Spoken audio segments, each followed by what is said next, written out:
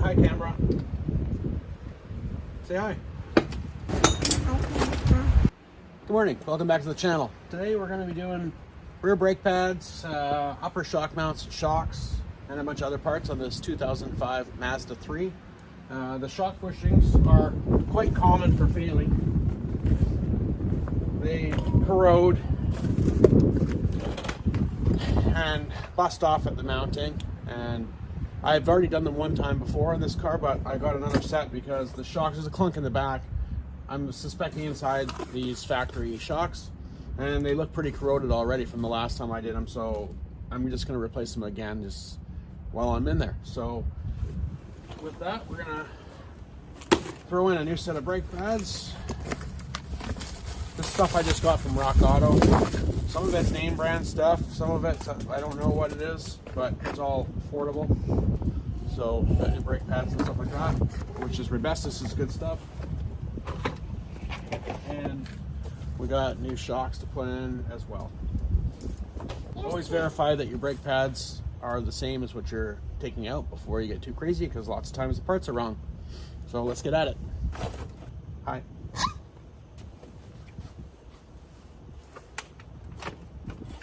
Casting screwdriver. Screw up. Do this part here. What is that? It's a hole? This is a caliper. Oh.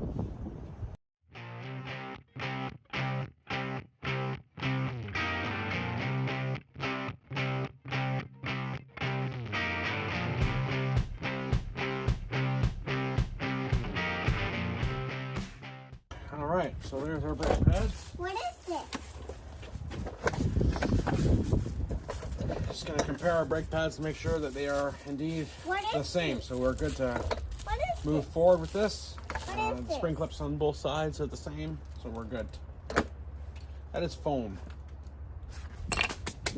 Now, if the caliper has a emergency brake built into the caliper, you're going to need a caliper extraction tool or install tool, which is going to push the piston back in. The piston actually needs to twist as it is pushed back into the caliper.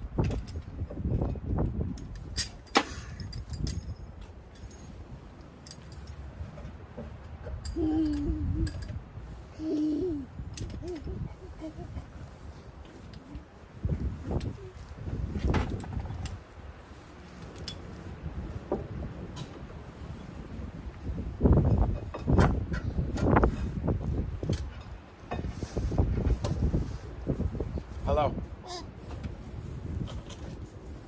Careful, I'm gonna get you all brake dusty.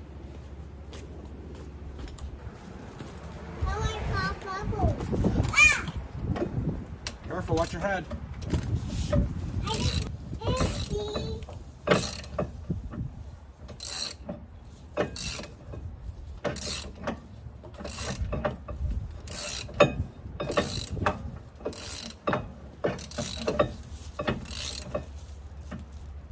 Once you feel resistance, and that means the piston is in all the way.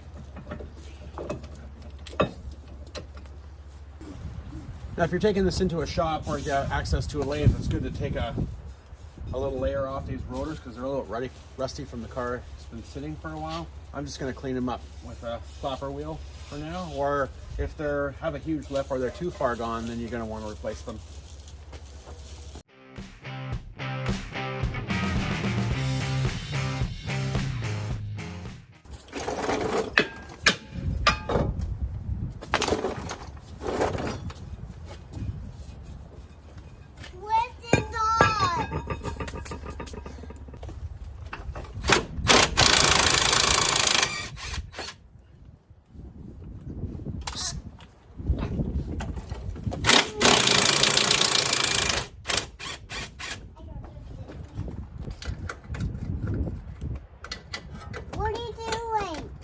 Trying to get into here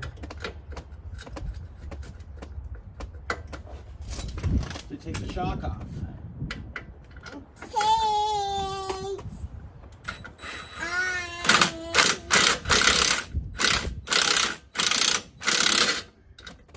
You take the motor off? Nope, shock. Taking the shock off. Why? There we go.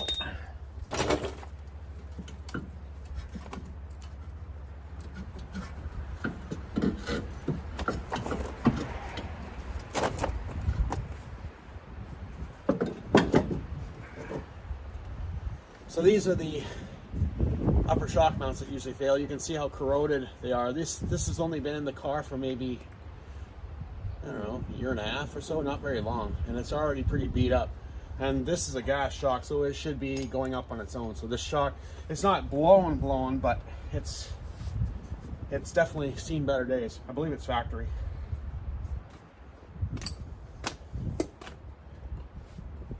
What are you saying? What are you doing? We're gonna take this off. Why are you talking? Oh, I'm talking to the camera right here. Look, look at the camera. Say hi, camera. Say hi.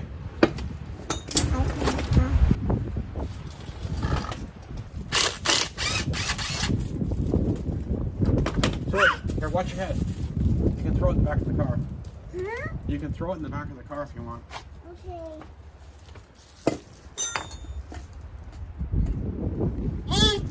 You want to make sure that the shocks, the body, and the cylinder are the same length before you install it, because if it's too long or too short, you're going to run into a problem. I pictured it. Can you pass me a new one? Huh?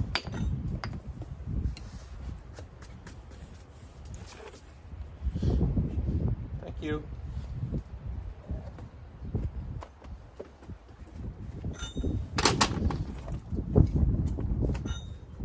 As you can see, the cylinder is going up on its own right now, as it should, because it's a gas charged shock. I'll put on our new mount and reverse the disassembly.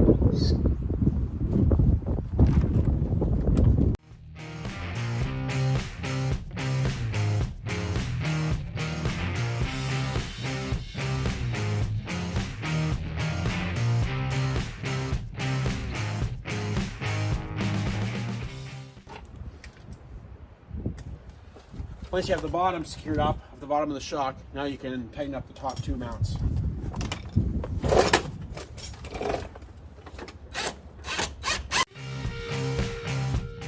Now that the shock's installed, we're going to move on to the rotor and reassembling the brakes. Now I don't have a brake lathe here at home, so I'm going to use a flapper disc wheel, and I'm just going to tidy up this rotor before I start installing the brakes.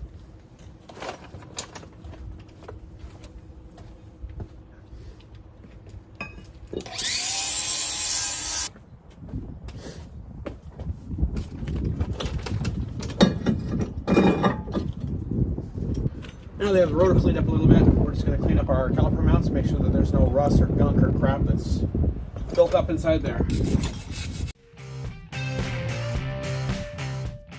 Once you got the sliding areas cleaned up, you can apply a little anti-seize or silicone lube, whatever you happen to have or what your choice of lubrication is. Remember, if these sliders seize up, your brake pads wear uneven and then you get premature wear.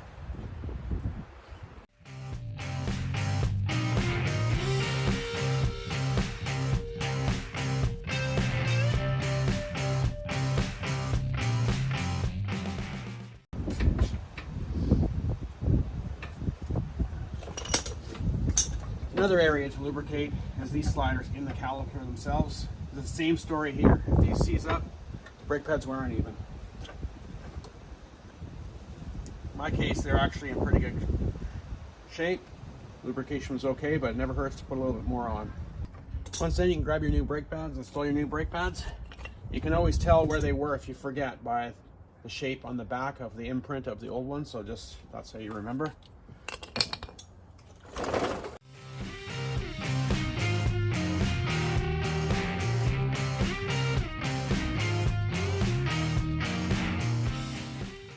Once you have your calipers snugged up, you remember to put your dust caps back on and the spring.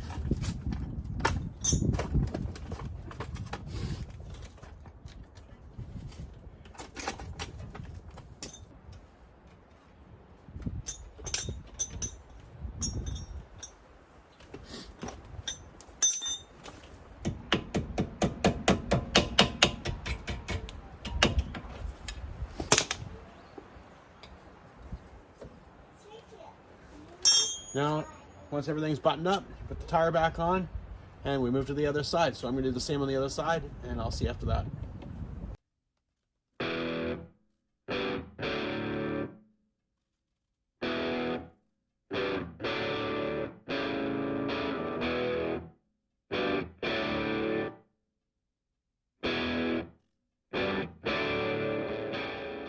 As you can see, this one is totally blowing. Nothing there, and it's soaked. So we're replacing it.